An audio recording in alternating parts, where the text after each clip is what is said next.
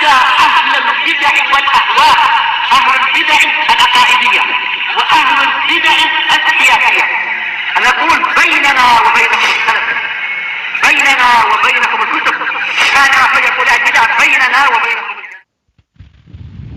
Bismillahirrahmanirrahim. Alhamdulillahirabbil alamin. Wassalatu wassalamu ala rasulihil amin wa ala alihi wa ashabihi ajma'in, amma ba'd.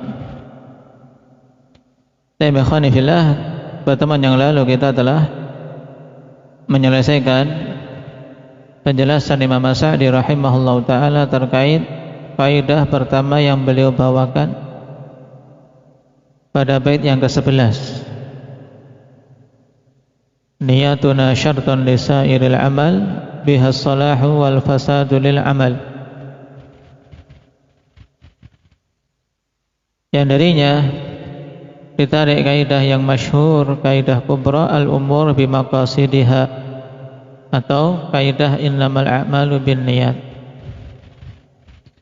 Dan pembahasan kemarin akhwani fillah berkaitan bahwasanya niat ini pun berpengaruh pada amalan-amalan yang asalnya mubah. Taib, amalan yang asalnya mubah ketika diniati sebagai sarana untuk ketaatan atau sarana sebagai ibadah, maka akan bernilai qurbah, bernilai pendekatan diri pada Allah Subhanahu wa ta'ala yang dinilai pahala. Oleh karena itu akhwan, di sana muncul ungkapan dalam kaidah di sebagian madhab dengan ungkapan la thawaba illa bin niyah. Taib, sebagian yang menjadikan itu sebagai kaidah turunan untuk kaidah pertama ini. La thawaba illa bin niyah. Seseorang tidak akan mendapatkan pahala kecuali dengan niatan. Taib. Dan kaidah ini juga sekilas kemarin telah kita singgung penerapannya sebenarnya, kawan. Karena ini mencakup semua hal. Untuk seorang bisa mendapatkan pahala butuh niat. Baik itu hal-hal yang diinginkan untuk diwujudkan maupun yang diinginkan dalam syariat untuk ditinggalkan. Seperti menghilangkan najis. Sebagaimana kemarin telah kita lewati dalam hal masalah seperti menghilangkan najis yang sifatnya at-tark, yang diinginkan adalah untuk menghilangkan. Maka ketika tidak ada niatan dalam menghilangkan najis, sah tidak? Fadlan? Sah. Tapi dapat pahala tidak? Tidak dapat pahala. Maka pada bentuk ini berarti apa? Niyah merupakan syarat untuk apa? Syarat untuk mendapatkan thawab, syarat untuk mendapatkan pahala. Adapun syaratus sihah tidak dituntut untuk niat, karena sah tetap walaupun tidak berniat pada amalan-amalan yang sifatnya at-tark. Maka diingat kemarin akhwani fillah berkaitan dengan perincian tersebut. Berarti juga kalau ditanya, sekarang kalau ditanya, Imam As-Sa'di mengatakan niyatuna syartun lisairil amal bihas salahu wal fasadu lil amal. Niat itu syarat untuk keseluruhan amalan. Yang diinginkan oleh Imam As-Sa'di adalah syaratu as-sihah, syarat sahnya keseluruhan amalan. Dulu kita sebutkan ini adalah lafaz yang umum tapi makhsus, terkhususkan. Sekarang pertanyaannya, apa kondisi khusus tersebut yang keluar dari kaidah ini atau keluar dari cakupan bait ini? Hendak ya Alif.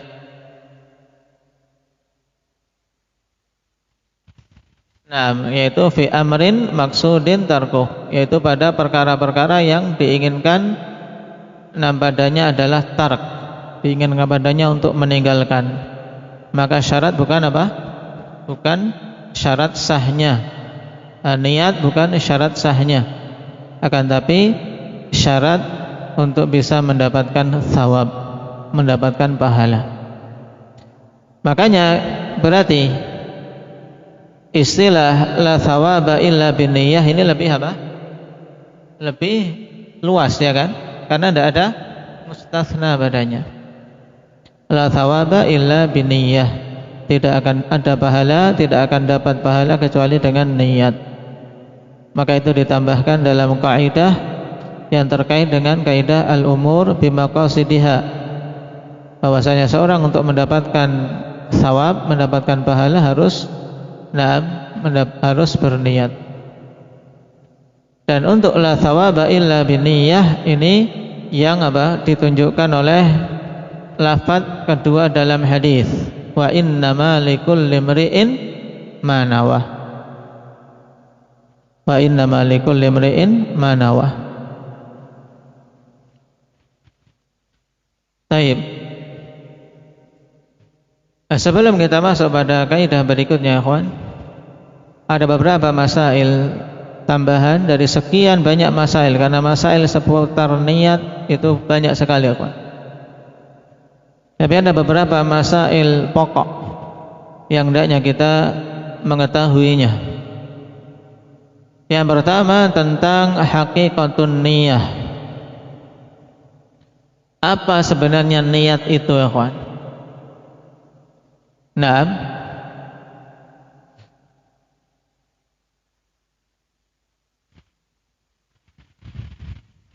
Di antara yang menjelaskan dengan sangat gamblang tentang hakikat niat itu apa adalah Syekhul Islam Ibnu Taimiyah dengan Ibnul Qayyim rahimahumallahu taala.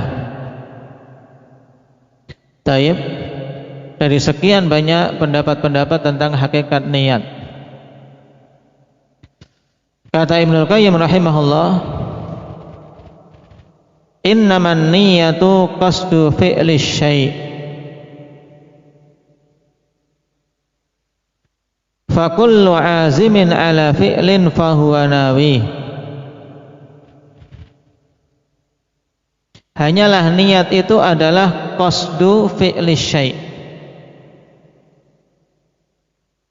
yaitu memaksudkan untuk melakukan suatu perkara.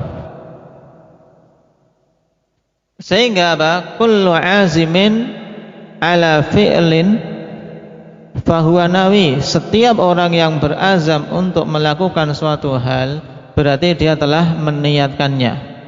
Pokoknya kalau seorang sudah bertekad melakukan suatu hal berarti dia sudah apa? Sudah apa? Sudah berniat. Maka kalau kita perhatikan dari pengertian dan hakikat niat ini, mungkinkah seorang memaksudkan suatu perkara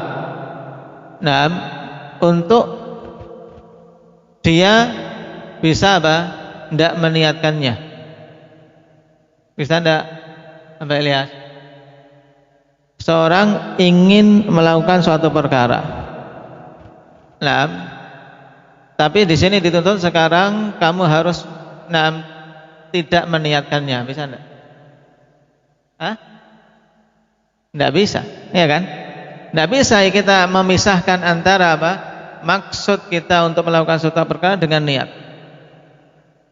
Maka dikatakan oleh Ibnul Qayyim setelahnya, la yutasawwaru infikaku dzalika 'anin niyyah fa innahu haqiqatuha. Tidak akan mungkin bisa apa? Terpisah. Azam untuk melakukan suatu amalan atau perbuatan dari niat. Karena itu adalah hakikat niat. Jadi hakikat niat adalah apa? Qasdu fi'li syai'. Dan Syekhul Islam rahimahullah ta'ala juga mengatakan, akhwan, kata beliau, wan niyatu tatabbu'ul ilmi faman 'alima ma yuridu fi'lahu fala budda an yanwihi daruratan.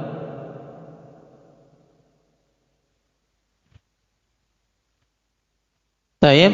Jadi di sini siapa saja yang tahu apa yang dia inginkan untuk lakukan, maka mesti dia meniatkan secara dzaruri. Ketika seorang tahu, di sini ada apa faedah, yaitu bahwasanya di sini ada ilmu, ada pengetahuan dari seseorang. Dia tahu yang mau dia lakukan, sehingga keluar darinya orang-orang apa? Orang-orang gila, orang-orang lindur, paham? Orang-orang mabuk. Karena perbuatan mereka tidak ada niatan. Maka kata beliau niat itu tatabu'ul ilm, yaitu apa? Ya rentetan ilmu, dalam artian penggambarannya ya tadi. Nah, kalau sudah tahu kemudian dia menginginkan apa yang dia ketahui, berarti dia sudah niat. Nah, seorang yang tahu apa yang mau dia lakukan, seorang yang tahu apa yang mau dia inginkan untuk dikerjakan, maka berarti dia mesti telah meniatkannya. Dia mesti, ikhwan. Taib. Seperti seseorang, ikhwan, disajikan di depannya makanan. Nah, disajikan di depannya makanan, tersaji, minuman juga tersaji. Taib. Jika dia tahu dia ingin makan itu, maka berarti dia telah meniatkan untuk makan. Tapi ketika dia tahu dia puasa, aku tidak akan makan, maka berarti dia meniatkan memang untuk tidak akan makan. Dan ini hal yang sangat jelas bagi orang yang memiliki akal sehat, yang belum tercampuri dengan was-was. Siapa? Raihan, dengarkan. Kalau tidak ngantuk, mainan. Perhatikan. Taib. Jadi di hakikat ilmu atau hakikat niat tadi memaksudkan untuk melakukan suatu pekerjaan, dan maksud ini muncul karena dia tahu, ya kan? Ini hubungannya antara perkataan Syekhul Islam dengan Ibnul Qayyim. Makanya dari sini kita ketahui, ya kawan, mana yang sulit sekarang? Mana yang sulit? Melakukan pekerjaan, melakukan amalan dengan niat, ataukah melakukan pekerjaan tanpa niat? Apa Mujahid? Mana yang sulit?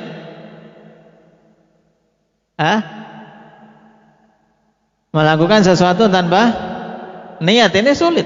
Coba antum melakukan sesuatu tanpa niat. Itu adalah sesuatu perintah yang tidak akan bisa ditunaikan. Seandainya kita diperintahkan untuk beramal tanpa niatan, ikhwan, maka ini termasuk perintah yang tidak mungkin diwujudkan, termasuk taklif ma la yuta'. Taklif ma la yuta', yaitu pembebanan yang tidak mungkin dilakukan. Kenapa? Karena kalau kita tahu perintah itu, mesti kita sudah meniatkan apa yang mau dilakukan. Jadi niat yang seperti ini, ikhwan, hakikatnya itu adalah sesuatu yang sangat mudah. Karena kapan saja kita tahu yang mau kita lakukan, kemudian kita punya azam untuk melakukannya, berarti sudah niat. Nah, mengetahui hakikat niat ini penting. Nah, kenapa? Karena nanti seseorang bisa mendudukkan dalam permasalahan talaffuz bin niyah, permasalahan untuk melafadzkan niat itu dibutuhkan atau tidak, disyariatkan atau tidak. Nah, ini yang pertama. Kemudian faedah yang kedua, ikhwan, tentang mahallun niyah. Kalau kita sudah tahu hakikat niat tadi, nah, faedah yang kedua adalah mahallun niyah, tempat niatan itu di mana. Maka kalau kita tahu hakikat niatnya adalah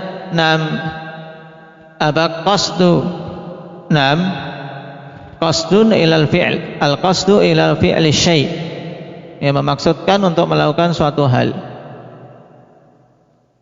Berarti maksud, kemudian juga ilm, pengetahuan tentang perkara yang mau dilakukan ini letaknya di qalb.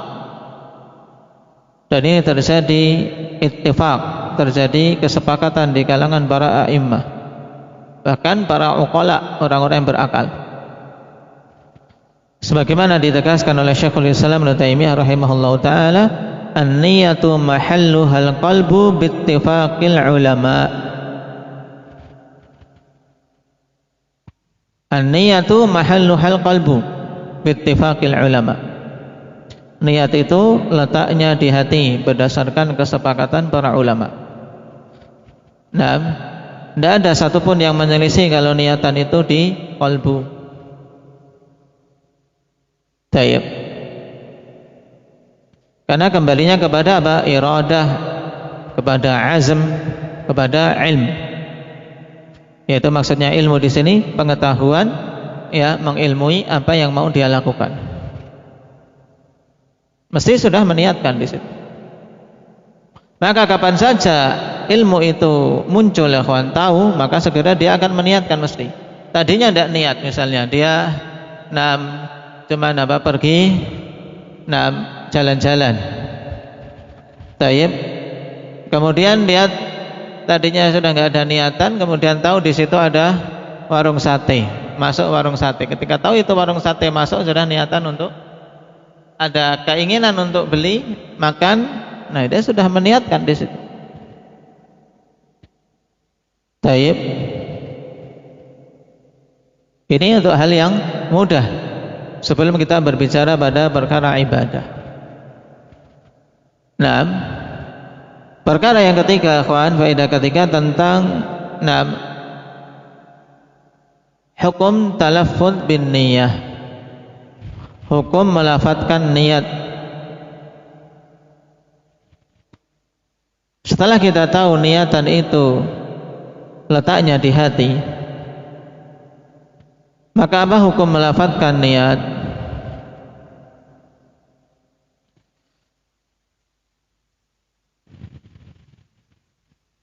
Ditegaskan oleh para ulama, ikhwani fillah,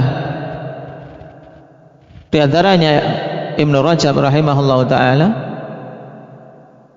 an-niyatu hiya qasdul qalbi wa la yajibu at-talaffudhu bima fil qalbi fi syai'in minal ibadat.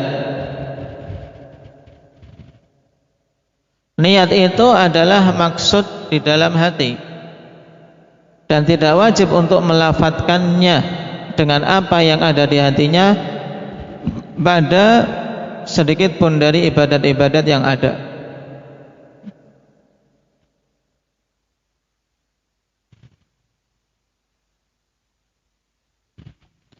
Taib, ini perkataan Ibnu Rajab.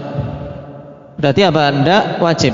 Bahkan, ikhwan, kita katakan bahwasanya talaffuz bin niyyah bid'ah. Li'adami thubuti ad-dalil ala dzalik. Bahkan melafadzkan niat itu masuk kategori bid'ah. Kenapa? Karena tidak ada dalil yang menunjukkan hal tersebut. Man amila amalan laisa alaihi amruna fahuwa raddud. Nah, ketika mau salat nawaitu usolli, atau ketika mau puasa nawaitu shauma ghadin, dan seterusnya, ini semuanya adalah bid'ah. Kenapa? Karena Nabi SAW, ikhwan, misalnya pada permasalahan salat, ketika mengajari al-musi' fi salati, Nabi tidak menyebutkan niat. Kenapa? Karena jelas seorang datang semenjak dari wudhu, dia wudhu, nah pergi mengambil wudhu, dia sudah punya niatan untuk apa wudhu ini. Apalagi kalau qarinah sangat jelas. Nah, qarinah sangat jelas, misalnya dikumandangkan azan zuhur, kemudian seorang bangkit dari tempat duduknya menuju ke tempat wudhu, nah kemudian masuk ke masjid. Nah, maka tentunya dia apa? Meniatkan untuk sholat duhur. Tayyib. Makanya kalau orang yang melihat saja dari qarinah yang dilakukan itu bisa mengetahui niatannya. Nah, kok sampai orang yang melakukannya tidak tahu niatannya, maka ini kan sesuatu yang kalau bukan karena tipuan syaitan dan was-was dari syaitan, maka tidak akan ada. Makanya talaffuz bin niyyah tidak ada faedahnya. Nabi mengajari al-musi' fi salatihi ketika dia salah terus salatnya dibimbing oleh Nabi sallallahu alaihi wasallam. Langsung dibimbingkan adalah idza qumta ila shalah fakabbir. Jika engkau berdiri untuk melakukan salat maka takbirlah, maksudnya takbiratul ihram. Tsumma qra' ma tayassara ma'aka minal Qur'an. Kemudian baca yang mudah yang engkau hafal dari Al-Qur'an. Kalau seandainya niat di situ dituntut untuk dilafadzkan, maka Nabi mesti akan membimbingkannya. Ketika dia dibimbingkan pada kondisi itu dan semua kondisi-kondisi menunjukkan talaffuz bin niyyah tidak disyariatkan, sehingga siapa saja yang mengada-adakan hal tersebut maka itu bid'ah.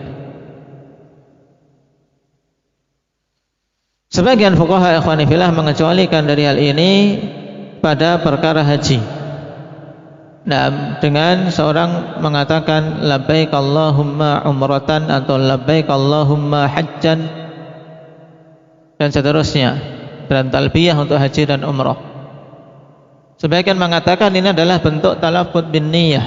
Maka ini adalah pendapat yang keliru. Kenapa? Karena lafaz ini akhwan bukan bentuk pelafatan niat, tapi adalah apa? Memang itu zikir yang dibimbingkan oleh Nabi sallallahu alaihi wasallam dalam talbiyah untuk menyebutkan nusuknya. Adapun niatannya mesti semenjak dia berangkat mesti sudah apa? Berniat dia mau haji atau mau umrah. Karena niat itu mahalluha al-qalb. Tayyib. Demikian pula ketika menyembelih udhiyah. Allahumma taqabbal minni wa min ahli baiti misalnya. Ini bukan melafadzkan niat, tapi ini adalah apa? Zikir dan doa yang diungkapkan oleh seseorang. Maka harus dibedakan. Oleh karena itulah pendalilan dengan ibadah tadi, yaitu dengan lafaz talbiyah yang dilafadzkan dengan jahr. Demikian pula doa yang dibaca ketika seorang menyembelih udhiyah untuk menunjukkan bolehnya melafadzkan niat, maka ini pendalilan yang tidak benar. Kenapa? Karena sebelum itu sudah berniat mesti. Bahkan orang bikin paspor saja sudah ditanya, Mas mau apa? Mau umroh. Ini sudah mau paspor saja sudah jelas niatannya. Mau umroh atau mau haji. Datang kalau di tempat kita misalnya datang ke Kemenak mau daftar haji, ini sudah niatan. Sudah berniat. Taib.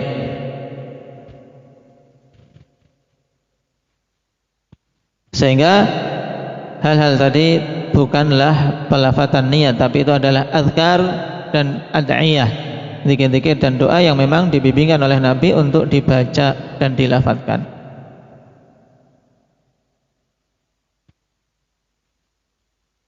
Perkara berikutnya, waktu niatan itu kapan? Pada suatu ibadah, suatu amalan, waktu niyah itu kapan?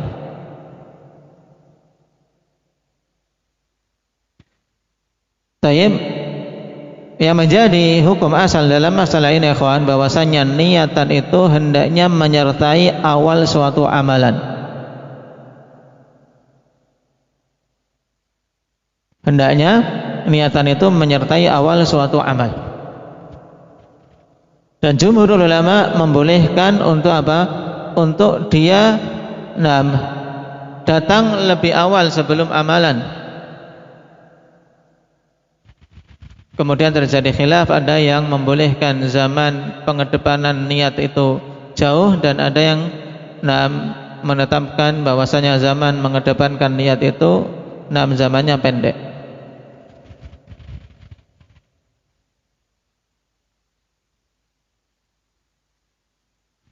Tayyib. Nah, terus yang menjadi patokan apa, akhwan? Di sini. Perlu diketahui bahwasanya suatu amalan dituntut adanya niat, akhwan.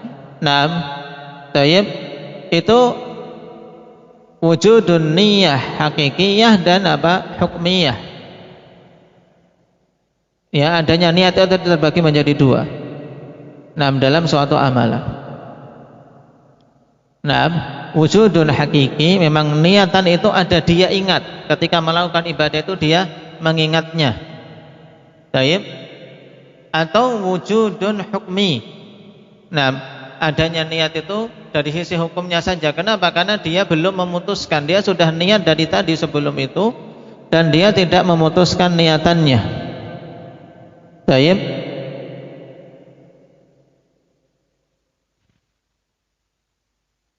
Jadi dari sini kita ketahui bahwasanya hendaknya niat itu di awal suatu ibadah, bisa di awal suatu ibadah secara hukum atau di awal suatu ibadah secara hakiki. Nah, penggambarannya bagaimana, kawan? Yaitu di awal suatu ibadah, niat itu di awal suatu ibadah secara hakiki. Misalnya dia sholat berdiri tegak, mau sholat berdiri takbiratul ihram. Kemudian dia hadirkan pada hatinya memang apa? Diingat kembali niatannya. Dihadirkan di situ. Dia tegak, takbiratul ihram dia hadirkan. Dia ingat kembali dia itu untuk mau sholat apa? Mau sholat zuhur. Taib ini wujudnya hakiki. Yang wujudnya dari sisi awal ibadah itu secara hukmi, secara hukum, akhwan, misalnya tadi dia sudah wudu ya kan, sudah wudu, kemudian mungkin anak-anak ini biasanya main sana nunggu imam, ada temannya sana ikut sana duduk-duduk lagi, kemudian ada apa? Iqamah, segera cepat-cepat masuk, imam takbir Allahu Akbar langsung. Tidak diingat lagi apa yang mau dilakukan. Tapi tadi sudah niatan, semenjak wudhu sudah niatan mau apa? Mau sholat. Nah, maka ini namanya apa? Adanya niatan itu di awal ibadah secara apa? Secara hukum ada. Kenapa? Karena dia belum memutus. Dari tadi memang dia ingin apa? Ingin sholat, nunggu walaupun dia duduk-duduk di sana, di pojok masjid misalnya, sambil membaca Al-Quran. Atau sambil baring-baring sebentar nunggu imam datang. Kemudian pas imam datang, karena dia sedikit kaget langsung apa? Berdiri takbiratul ihram Allahu Akbar. Maka ini adanya niat tetap ada di awal sholatnya secara apa? Secara hukum, karena dia tidak memutuskan niatan itu. Taib. Ini maksud dituntutnya ikhwan, niat di awal suatu ibadah. Kecuali apabila dia telah membatalkan niatannya, memutus niatannya. Misalnya tadi, ini yang paling jelas seperti pada masalah apa? Masalah puasa. Puasa Ramadan. Puasa Ramadan penggambaran paling mudah dan paling banyak ditanyakan. Telah datang pengumuman dilihatnya hilal Ramadan. Setiap muslim mukim, maka mesti di malam pertama dia diketahui itu malam Ramadan, dia meniatkan untuk puasa 1 bulan. Dalam hatinya itu mesti aku mau puasa 1 bulan. Taib, puasa 1 bulan. Taib. Maka ketika pada malam kedua, di malamnya dia tidak mengingat lagi atau dia ketiduran dari ibadah isya sampai apa? Sampai subuh. Maka tetap dia apa? Dihukumi secara hukmi, secara hukum telah berniat. Berbeda dengan orang yang sudah meniatkan safar, aku besok mau safar, tidak puasa. Sudah niatan besok tidak puasa karena mau safar. Taib, mau safar, dia putus niatannya di situ untuk berpuasa Ramadan penuh. Kemudian hari itu safar. Taib, hari itu safar. Berarti apa? Niatan untuk berpuasa 1 Ramadan penuh di awal sudah apa? Sudah putus. Kemudian ketika balik ya dari safarnya, berarti di situ dia harus berniat lagi. Harus apa? Menghadirkan niatan lagi untuk berpuasa di esok harinya. Dan ini biasanya otomatis, ya kan, otomatis orang datang pulang safar, kecuali pulang safar langsung blek tidur sampai besok apa? Besok subuh misalnya. Tayyib. lupa tentang keadaan Ramadan, terlalu gembiranya, safar, tidur, nggak ingat itu Ramadan. Nah, besok ternyata bangun subuh sudah, berarti belum ada niatan di situ. Bisa menggambarkan dan membedakan. Hudzaifah? Hah? Baik. Ini tentang apa? Waktu niyah. Baik. Jadi harus di awal ibadah niat itu ada. Dan biasanya tidak mungkin niat itu apa? Tidak mendahului suatu ibadah. Makanya dari sini terjadi khilaf, ikhwan. Niat itu rukun pada suatu ibadah ataukah syarat? Nah, dalam pembahasan sholat ini paling kuat. Nah, dihitung rukun atau syarat ini niat. Nah, dalam sholat ini terjadi khilaf yang kuat, akhwani fillah, dan yang dirajihkan oleh Syekhuna Abdullah Al-Khawlani hafizahullah ta'ala bahwasanya nah, niat itu syarat. Dengan alasan apa? Li'anna niyyah la budda an yataqaddama 'alal amal walau bi aqalli zamanin yumkinu tasawwuruh.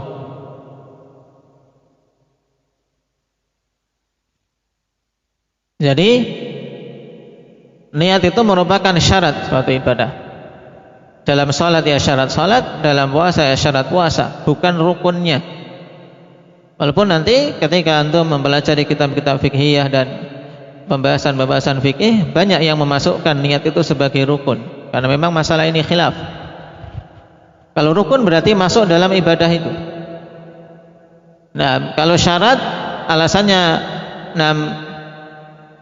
yang mengatakan ini rukun karena masuk dalam ibadah. Kalau dihitung syarat berarti dia di luar ibadah. Nah, tayyib. Sedangkan yang merajihkan itu syarat karena apa? Karena niatan itu mesti ada mendahului amalan, mesti ada. Walaupun pada waktu yang paling sedikit yang mungkin bisa tergambarkan, sedetik sebelum amalan mungkin, atau setengah detik sebelum amalan kalau mungkin, setengah detik sebelum amalan mesti sudah ada niatan. Paham? Maka niatan itu ada sebelum beramal. Nah, dalam waktu sesingkat mungkin, yaitu walaupun waktunya sangat pendek, mesti sebelum amalan ada niatan. Taib. Maka dari sini yang rajih dia itu syarat. Dan syarat ini harus ada terus, yaitu mulai dari saat itu sampai apa? Dia apa? Beramal. Sampai dia beramal harus ada. Nah, secara hukumnya, yang harus ada itu secara hukumnya. Tidak harus dia ingat terus, tapi secara hukumnya harus ada. Kenapa? Karena kapan saja dia memutus niatan itu di tengah-tengah amalan, maka amalan itu apa? Terputus, batal. Misalnya, berpuasa, di tengah amalan dia meniatkan untuk membatalkan. Niat itu adalah apa tadi? Qasd. Sudah niatkan azm, ada azm tekad untuk membatalkan, aku batalah. Maka dengan niatan itu batal walaupun belum makan, belum minum, karena dia telah memutuskan niatan berpuasa. Taib.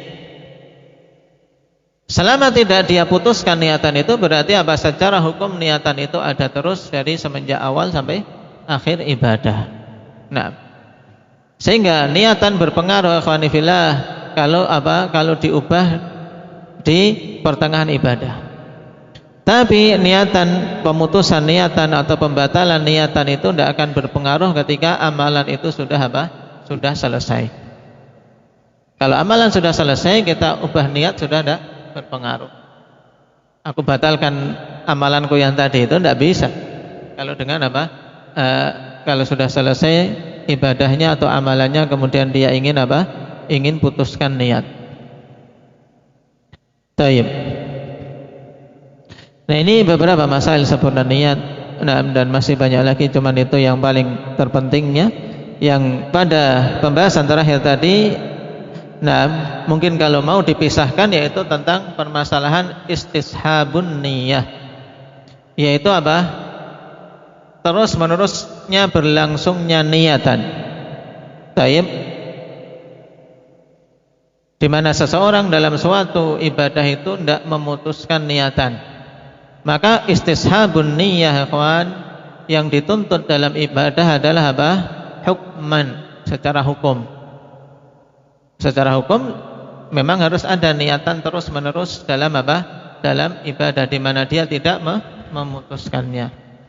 Taib, barakallahu fikum. Mungkin itu dulu.